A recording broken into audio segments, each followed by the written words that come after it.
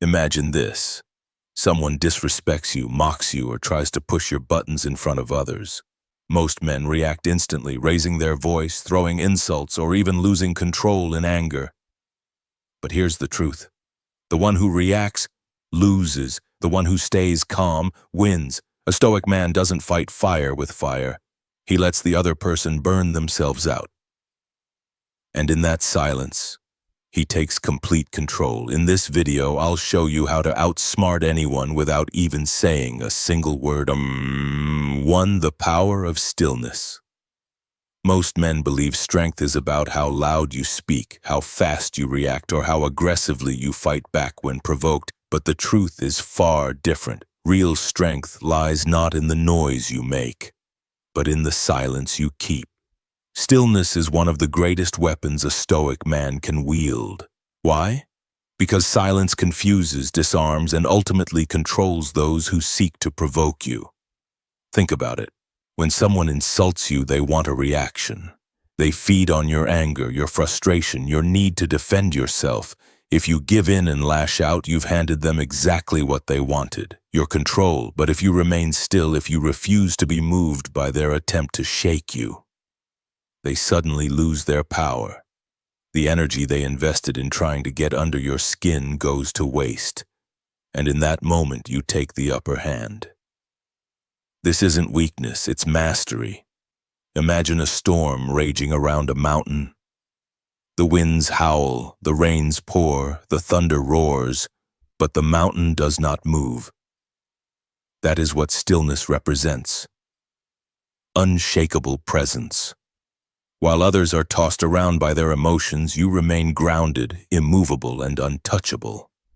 People may not always admire the storm, but they always respect the mountain. Now here's the deeper psychology. Human beings expect conflict to escalate. When someone pushes you, they expect you to push back.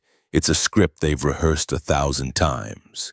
Insult, reaction, argument, chaos. But when you refuse to play your role in that script, you shatter their expectations.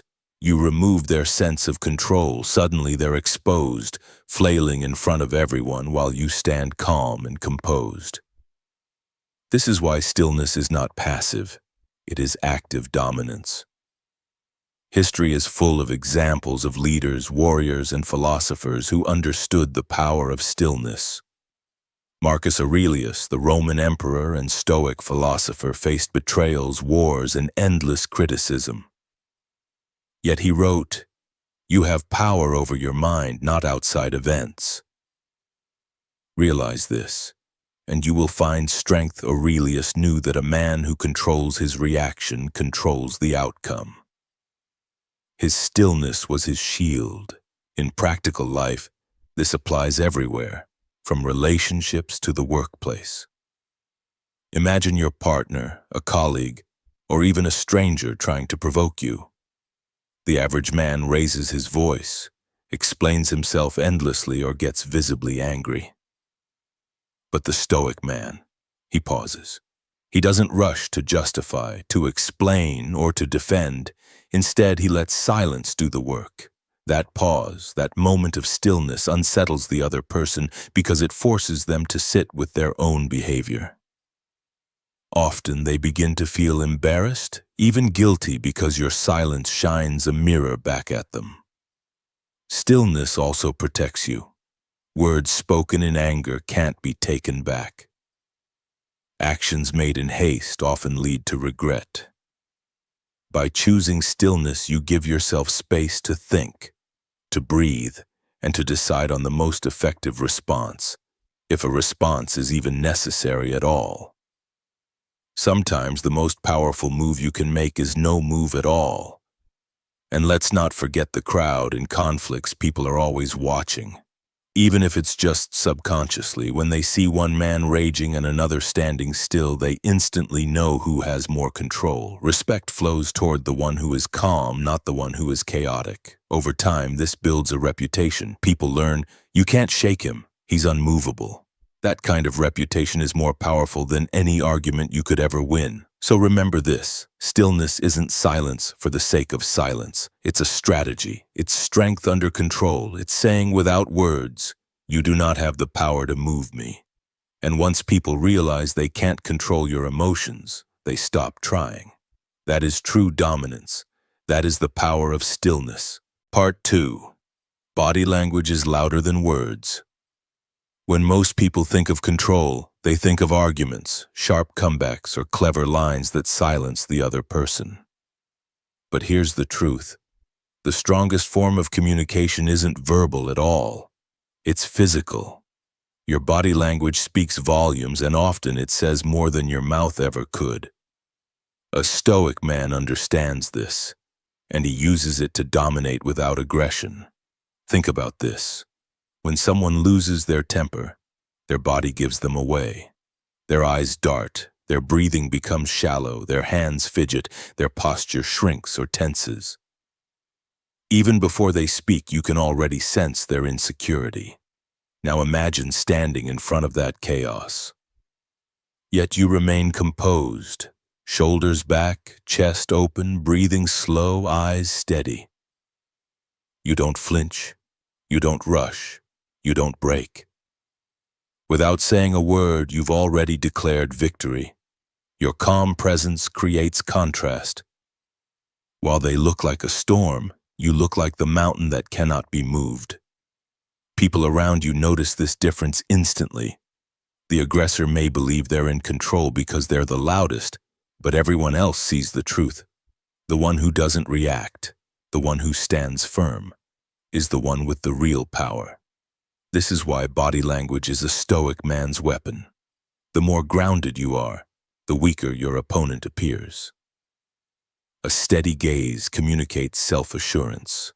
A relaxed jaw shows discipline. Open posture radiates confidence. These signals enter the subconscious of everyone watching.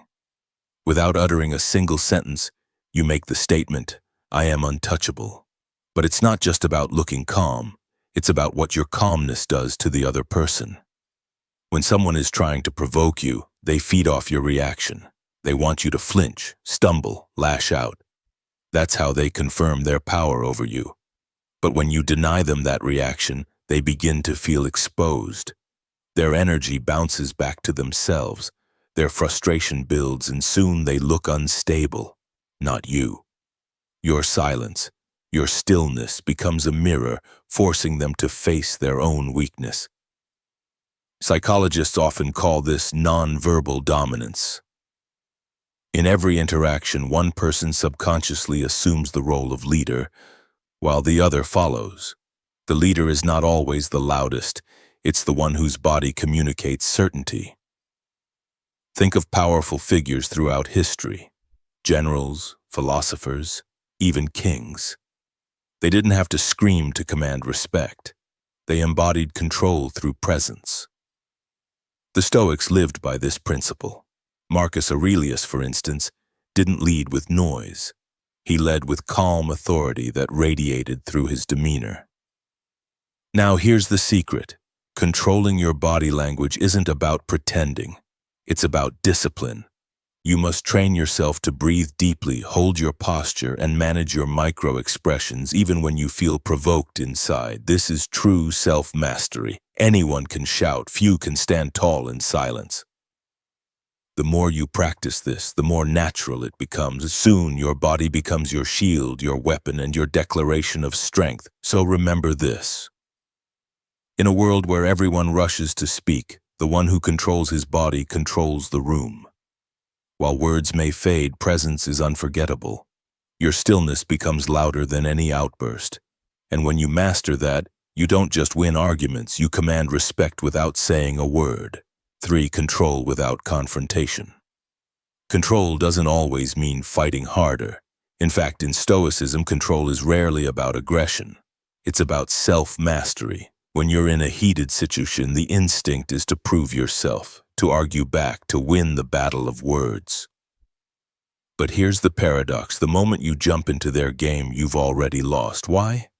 Because you've allowed the other person to dictate the rules, the pace, and the energy of the interaction.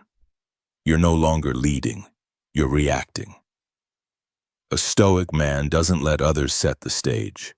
Instead, he redefines the terms of engagement by refusing to play. This doesn't mean weakness or passivity. It means you shift the battleground from physical or verbal conflict to something deeper, the psychological realm, and that's where true dominance is forged. When someone insults you or provokes you, they are fishing for your reaction. They want to see you flinch, to lash out, to stumble into anger. That reaction feeds them. It validates their attack. But when you stand calm, composed, and silent, you deny them what they crave most, control over you. Suddenly the balance shifts. They realize their words have no power.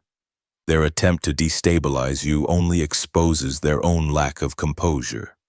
Think about it. In a confrontation, the loudest person doesn't win. The most composed does. Silence, when used with intent, becomes a weapon sharper than any insult. Your refusal to engage sends a message that echoes louder than shouting, "I cannot be moved." This is how you gain control without confrontation.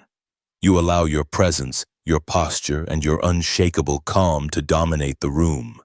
You don't fight to prove you're strong. You demonstrate strength by not needing to fight. It's psychological warfare at its finest. The aggressor swings wildly while you stand untouched, making every blow look foolish. But here's where the Stoic wisdom deepens. Control without confrontation isn't about crushing the other person. It's about protecting your energy, your dignity, and your peace of mind. A man who reacts with anger becomes a slave to his emotions. A man who controls himself, even when provoked, remains free. That freedom is the ultimate form of power because nobody can take it from you. You see this in history's greatest leaders and thinkers. Marcus Aurelius, a Roman emperor surrounded by wars, betrayals, and constant tests of power, often wrote about restraint. He knew that the true enemy wasn't always the barbarian at the gates. It was the impulse to lose control, to let anger dictate action. By mastering himself, he mastered the empire. The same principle applies to your everyday life. Whether it's an argument with a colleague, disrespect from a stranger, or conflict in a relationship, the real victory isn't in proving the other person wrong. It's in proving to yourself that no one can disturb your inner peace. You remain the calm center while the storm rages around you. And people notice. They respect it. They may not say it out loud, but they feel it deeply. This man cannot be rattled. In the end, control without confrontation is the art of strategic sense. It's not suppression, it's transcendence. You rise above the noise, above the fight, and by doing so, you make the other person fight themselves. That's the Stoic way, to conquer not by force but by unshakable composure. So next time someone tries to drag you into a fight, remember this. Don't fight back. Outsmart them by staying calm, silent, and in control. Words can be forgotten, but presence, your unshakable presence, will always be remembered. That's the Stoic way. Power without noise, strength without chaos, control without a word.